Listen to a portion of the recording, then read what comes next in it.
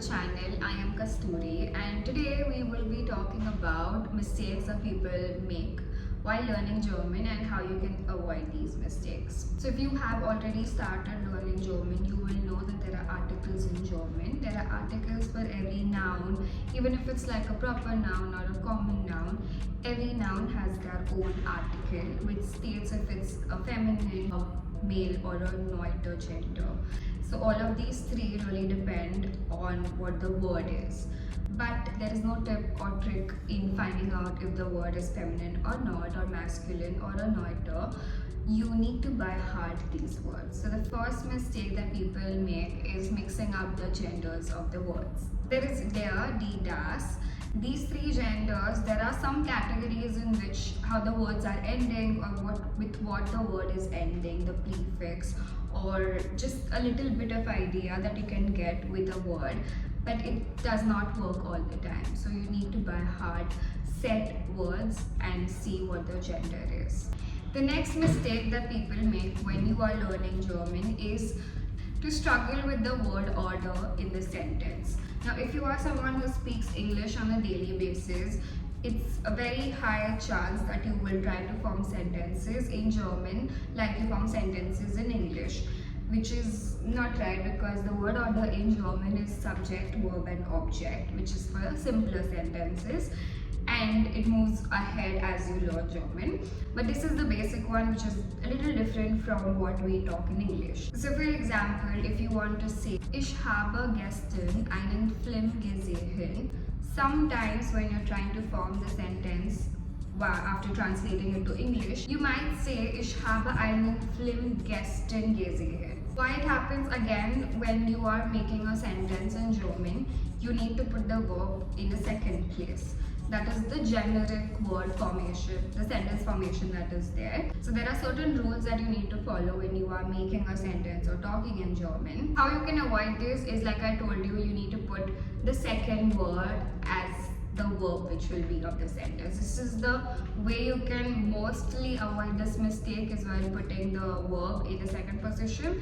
And of course, if it's a bigger sentence or a subordinate sentence or just a more complex sentence, the other verb, if there is in the sentence, will go always in the end.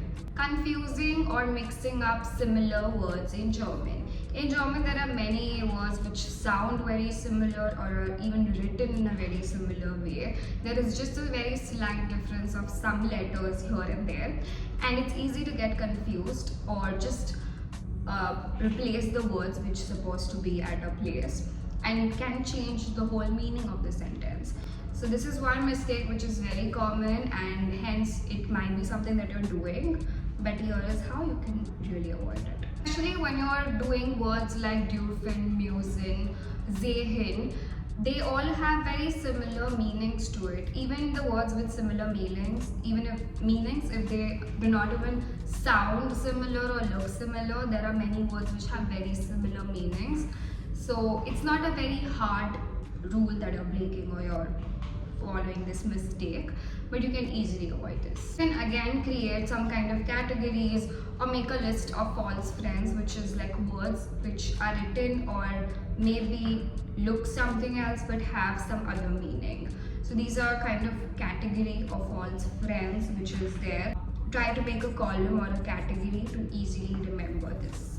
The next mistake, and the one which I think everyone thinks that you maybe can skip this, is to skip the cases in German. So there is nominative, accusative, dative, case in German, which you will learn if you have just started learning German.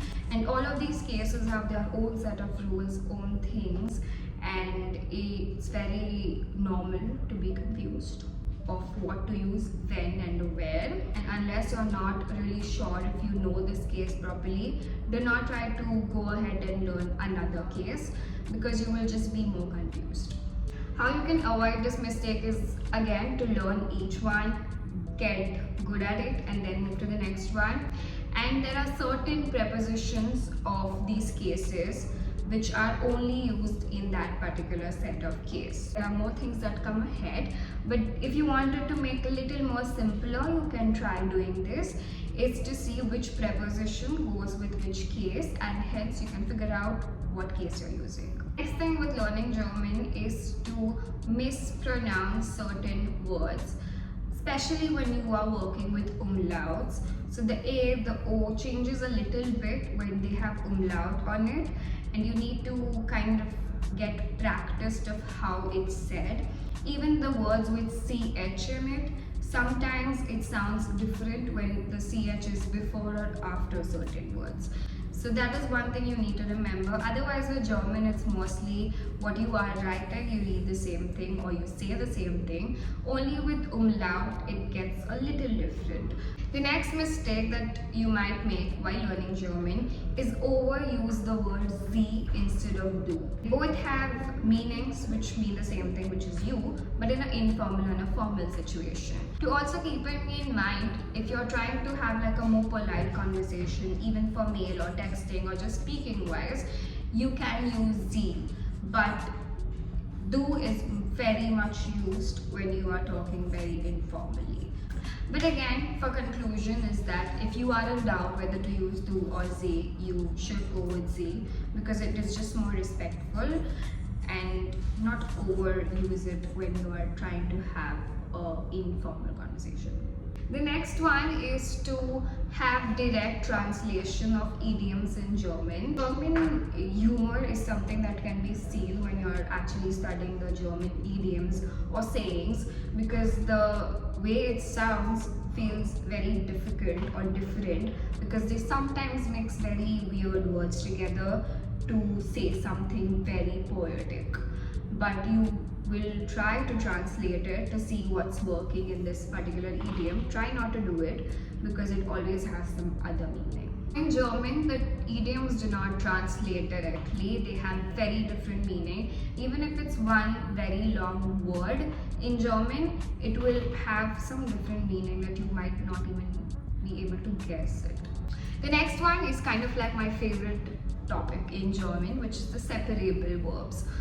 Now here you need to really by heart these verbs, because no matter how much you try, you cannot really guess or try to place it unless you know what it means and how it's separated. So in German, the separable verbs are of different kinds, and you need to know what kind fits where to avoid the mistake. Here is what you can do. And another mistake in separable verbs that happens is you forget how to conjugate the verb which you need to put in the second place. So again, you need to know what verb you're dealing with, how to conjugate it, what is the prefix and where to put it. Last one is to try in the beginning itself to overcomplicate sentences or think you can form complex sentences. If you just want to say the book is interesting, just say the book is interesting. Don't try to say, yesterday I read a book which was of this thing and it seems interesting. And in German, you will get very overwhelmed by seeing the grammar rules and how you're trying to form this complex sentence when you're just at the beginning of it. Just say the book is interesting. Don't try to overcomplicate your sentences. That is it. That should be the mistakes that you might make while learning German or just starting to learn German. And if you think you're facing any more problems or any difficulties, you can let us know in the comments. We'll try to give you some kind of solution. And if you have already started learning German, let me know in the comments what you're learning, how your learning is going on. And if you want to learn languages, you all can just check the description below. And thank you for watching the video. Do not forget to subscribe. See you in the next one.